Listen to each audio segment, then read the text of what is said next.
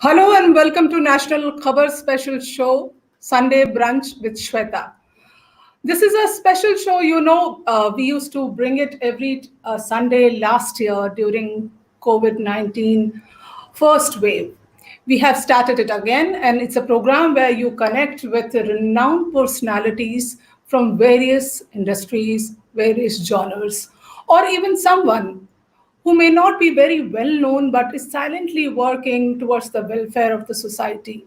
Today we have with us Dr. Tara Rajendran, a physician, classical musician, having extensive training in both vocals and Saraswati Veena, the national instrument of India. Trained extensively, and she's also an author, or I should truly say that she is a polymath. Her achievements are so wide that it is difficult to gather it all in such a short duration of the show. Still, we'll try to capture in the best possible way.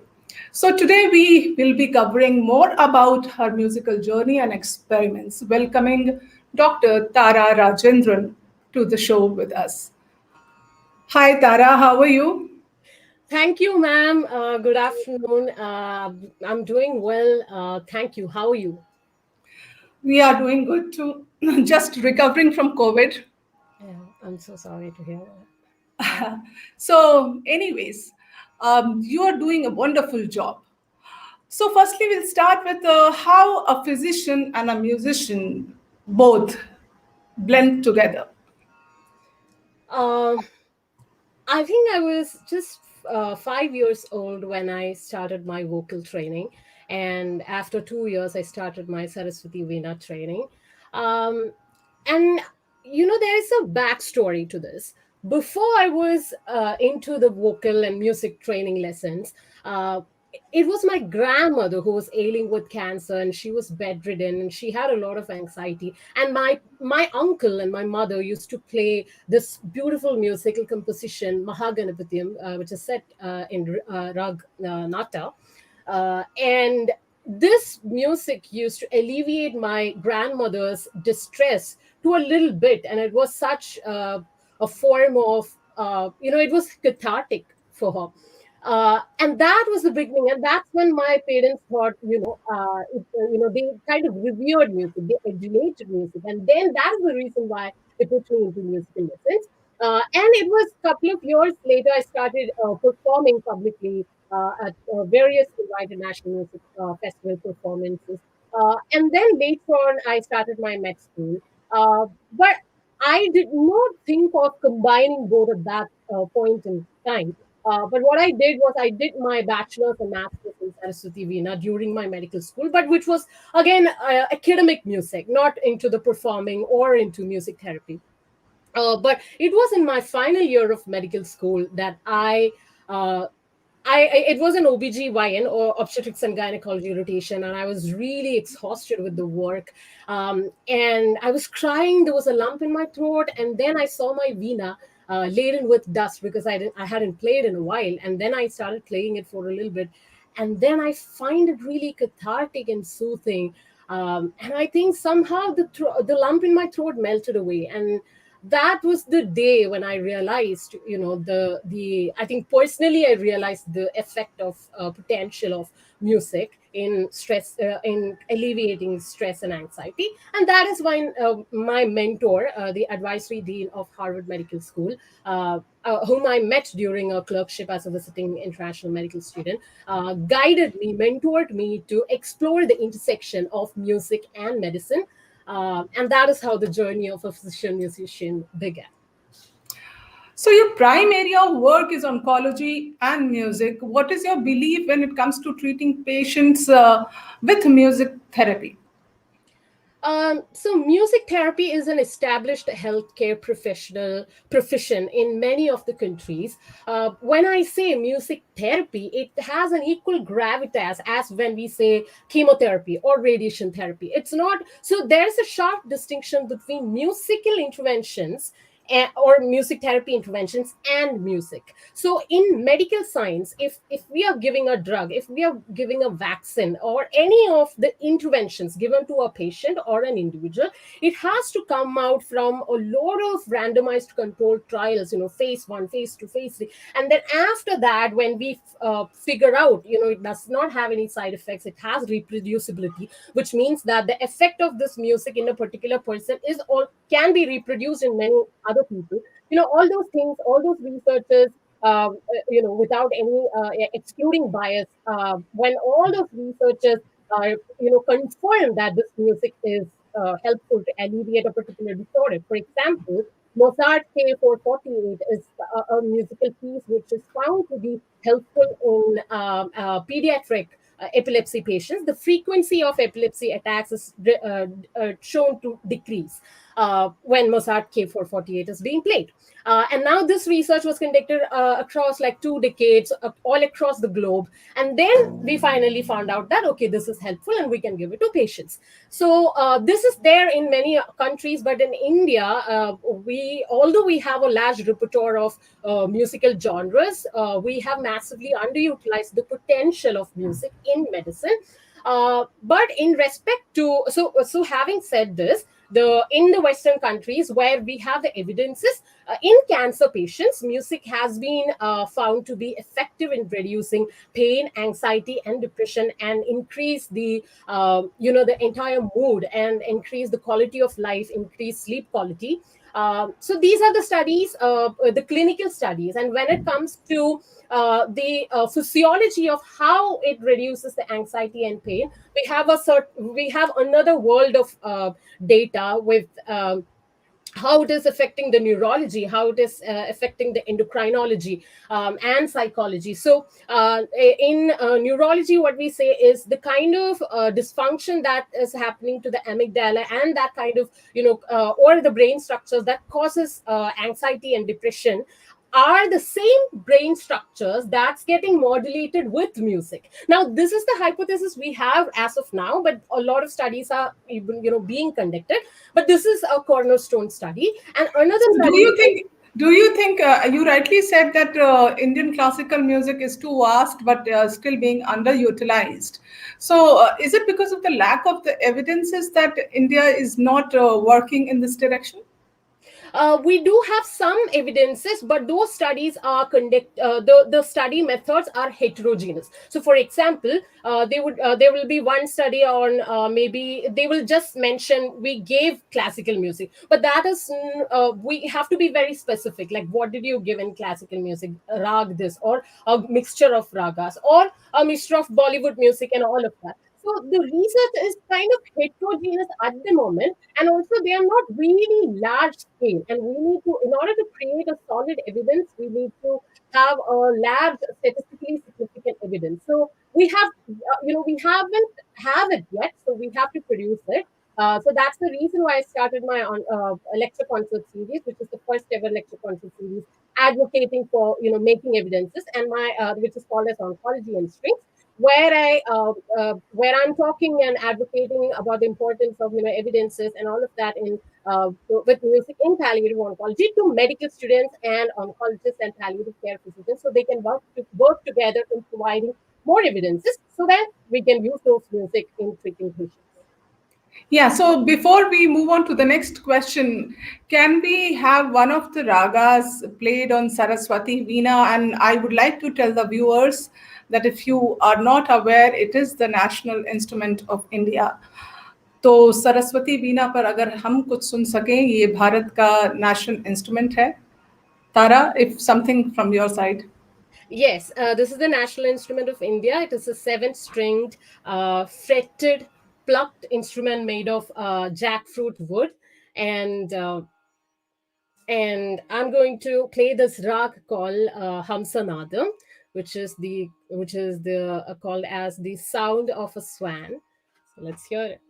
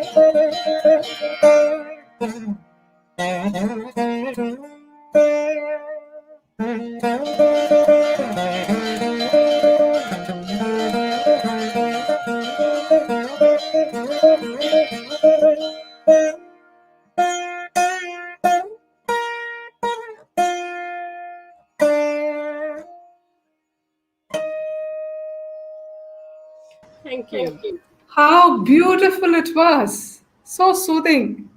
Thank That's you the so much. impact I think it has on all the patients as well. But this raga, how do you work on ragas?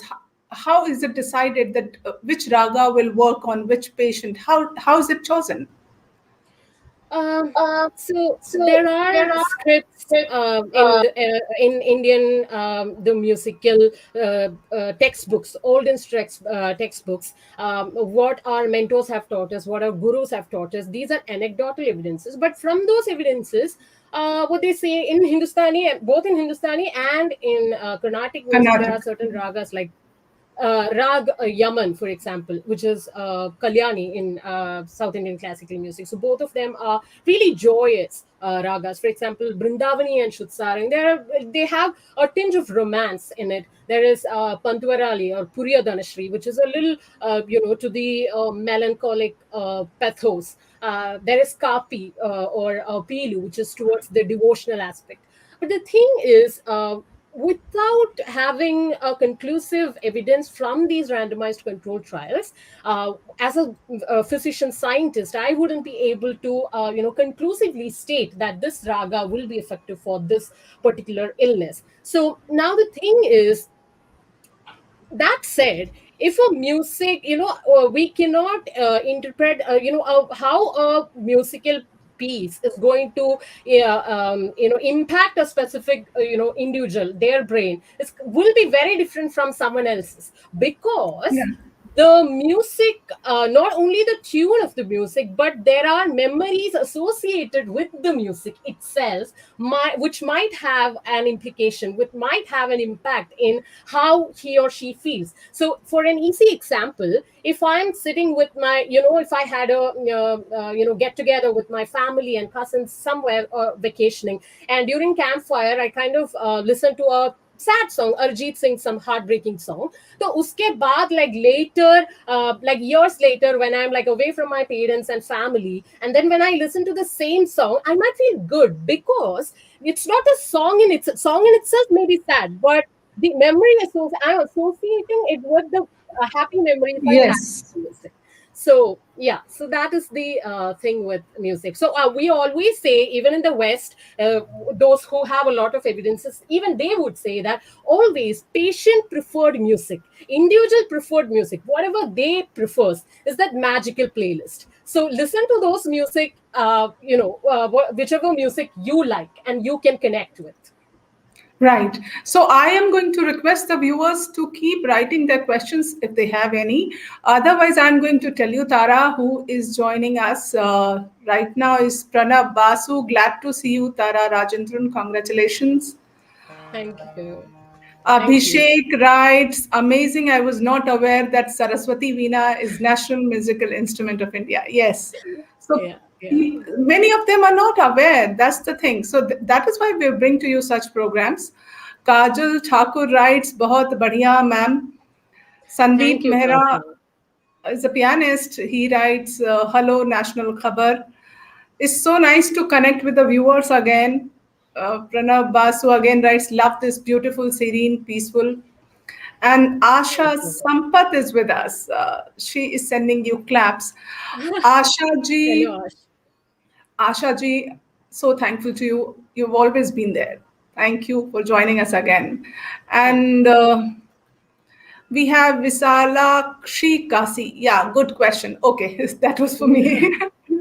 I am a top grade Veena artist from Bangalore. So nice to have you Oh, here on the show. And honored. Riza M. Sultana, my dear Tara, you are just amazing as usual. Thank you, Riza. Thank you so much. So let's continue with the conversation. People can ask their questions. It's open platform. They can interact live with the guest. Okay, so how important is healing through music? Suppose a cancer patient, since you're dealing with oncology, um, a cancer patient can recover and feel good even after the treatment and after radiation or chemotherapy. But what is the power of music? How will it benefit more? With cancer patients and also with their family, that we cannot isolate the patient itself from the situation. The patient, together with their loved ones and family, so which we'll call it as caregivers, they go through a lot of emotional stress, and the that which is associated with the diagnosis itself, and then treatment. And then when you think about it, they might be the one and dependent. In that case, financially, emotionally, there are many realms we have to they have to deal with, and we need to address. So the thing with music is, it kind of, as I said earlier, it kind of reduces the anxiety, stress, and all of that. And kind of what it does is it kind of distracts. So I think that's very important with maintaining that kind of the trauma. It's kind of an assistant, or someone who's kind of holding your hand. That kind of, you feel good. You feel that someone is there for them, that kind of feeling. So that is what music gives. And also kind of when the pain and not yeah, pain, a little bit of pain and anxiety, stress kind of reduces, it will definitely have an impact on the patient and the disease. Yeah, I think in the quality of life, kind of, if it improves, it will have an impact on the treatment course. in the management course, and how he improves and all of that. So it is very important. It is, and as a musician, I'm saying music, but then very honestly, embrace your creative outlets, whatever that be. If it is dance, if it is yoga, if it is writing is something. Recently I heard, Stanford Medicine has, after the COVID, they have started these reflective writing sessions, so which is very important. People are realizing it right now, because the cathartic effect that it gives to people or and patients is very important. So embrace your artistic outlets, even if it's painting or anything. Just embrace it. That's very important. Yeah, That's so nice. We all should take up anything that we like to do, anything. absolutely. So, Tara, if you, do you feel that the current situation, the COVID situation, is very stressful for each one of us?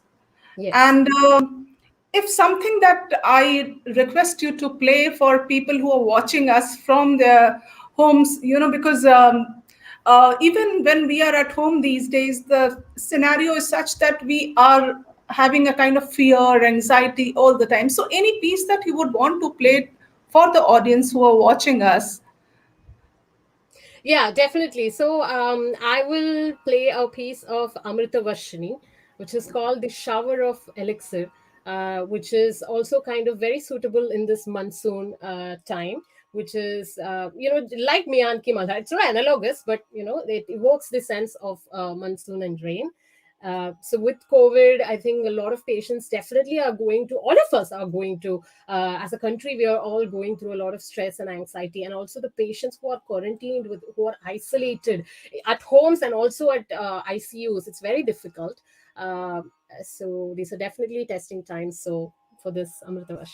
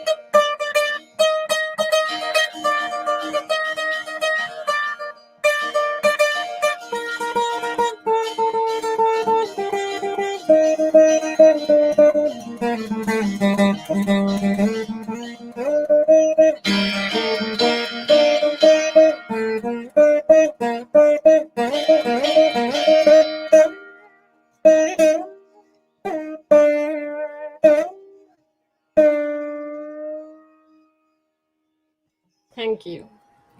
Mesmerizing it was. Thank you so much. So do you think in COVID-related complications also it can do wonders? The Um, melody. so, so the music is not a standalone treatment. It's rarely a standalone treatment for any illness. So all it does is kind of, I mean, at least what we know at the moment is that its effect on the psychological and there is a stress hormone called cortisol. So that cortisol reduces when you listen to music. So that these are the kind of evidences that, so from the standing on whatever scientific evidences we have right now, we can only say that it might have an impact in the stress, anxiety, mood disorders, depression, and also Alzheimer's and all of that. The symptoms of Alzheimer's, Parkinson's, all of that. But with the whether it can be magically cure something and all of that, we don't have evidences for it. We don't know it yet. So that is all we can say about it right now. So hope we do more research and figure out. Yeah. Yeah. Right. So what are your upcoming projects, Tara? So right now I'm pursuing a PhD in Indian classical music, and my dissertation is very much close to music therapy. So it is the evolution of the use of Indian classical music in medicine. So I'm studying about the how it started in India and what is the present stage of it right now and the course of it. So PhD is my definitely the number one project right now. And secondly, I'm doing this advocacy program, as I mentioned earlier, Oncology and Strings. It's a global lecture concert series. I mean, obviously, right now it's restricted to virtual events, but it was launched at the Stanford University campus.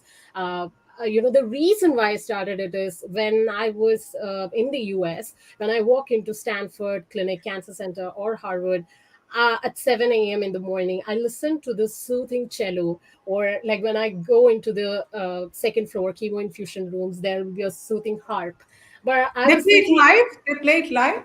yes, they play it live. So that is called as passive slash therapeutic music therapy. So it's like a patient or an individual passively listen to music, which is different from evidence based active music therapy, clinical music therapy. So this, I was lamenting at that moment why in India, although having a large repertoire of instruments, classical, folk, and even Bollywood, hip hop, we have so many genres. Yeah, Uh, yeah. but we haven't used it. So I think if not, we have evidences. But therapeutic music therapy is something we can practice in our hospitals, because in the corridors, if we play music in the patient floors when they're particularly with COVID, when people are isolated in ICUs, I recently had my friend who was we have a moving kind of computer monitor for residents and fellows. So a friend of mine was playing music in that inside the ICU and moving from one patient to other. He was scrolling the monitor, which has the music Okay. speakers. So I think it's so uh, calming and therapeutic. Yes, so that is my project right now, along with my PhD, Oncology and Strings. I advocate about passive music therapy and clinical music therapy, creating evidences. And also I have started recording and lending music in the Veena, as therapeutic music therapy for palliative centers all across India, from north to south, east to west, everywhere. So this happened in the last COVID period. So yeah, so these are the three projects. How wonderful. I was also not much aware. After talking to you, I know it's a wonderful work that you're doing. We have somebody writing. Yes, okay. So Pranab Basu is writing, thanks National Khabar for conducting beautiful conversation. So I would request the viewers to like and subscribe the page and our YouTube channel. Tara, the time is short, but I just want to grab the opportunity of listening to one more last piece of music for the viewers because it's so soothing, it's so nice. People are Sure. at home in home isolation, quarantine, whatever. Just be happy, stay positive, don't be positive. So, Tara, something from you. Yes. I'll play this raga called Yaga Priya. It's a very, very rare composition, but it's kind of used mainly in jazz, collaborated into Western classical music a lot. Let's hear that.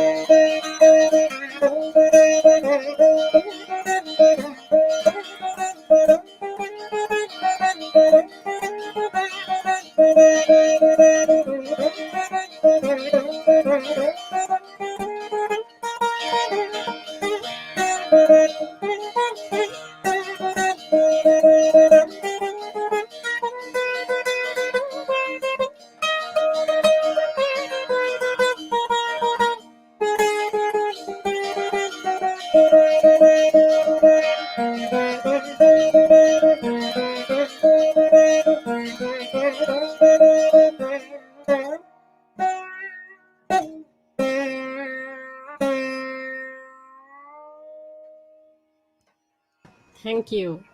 Oh my God. And I'm so impressed. You are as bright as a star, Tara. Thank And you. it's a That's very beautiful kind. combination. It's a beautiful combination to see a doctor play a Saraswati Veena. Thank How you. nice it is. And I would love to request the viewers that include music in your life in whatever form, whatever you like. Just include it. You may belong to any profession, like Tara is a doctor, but still, music has its own role in our lives. So Absolutely. thank you, Tara. Thank you for joining. Thank you so much, ma'am. We Thank you. really enjoyed. Very informative. Thanks a ton. Thank you so much. So that was Dr. Tara Rajendran with us today. You can stay connected with us by liking the page or subscribing to the channel. We bring to you such fabulous interactions on a regular basis. Stay connected. Take care. Bye bye.